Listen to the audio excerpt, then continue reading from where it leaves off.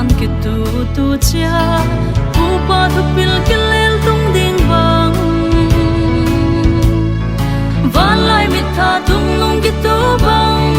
siam thu le lai khan la lian se kai tui bang gom thei lo tun sung khat piang lai song sin le toai te sinin khen mo sianin khen mo bang doi ai e sam gi bang in khen sianin khen lo kai tui bang gom na de lung tua sim tho lel ta e lai solo tong hing do mo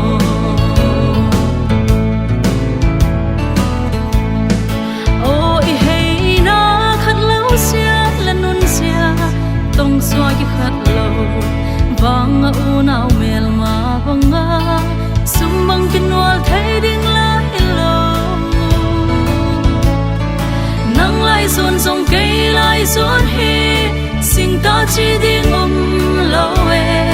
ipian ipung sut le ibe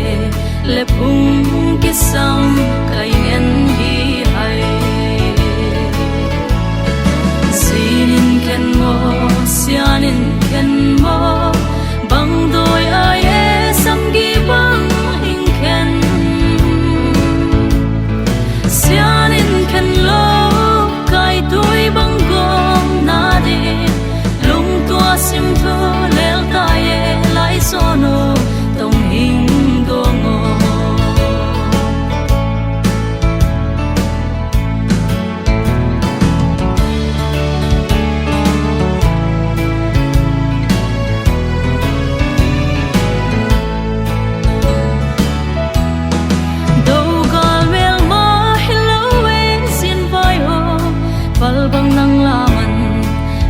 kholaya tunu ka tam o in gam sip leilen the khwange hun mwaliam salung angilin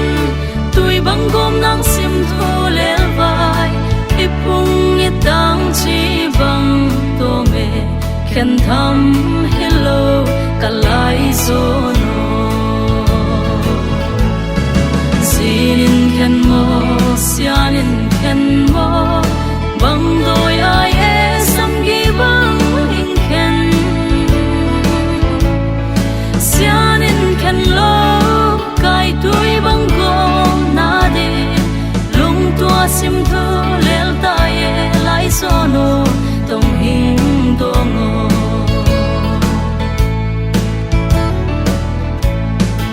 o ki bum khat na ko ni swa me ngo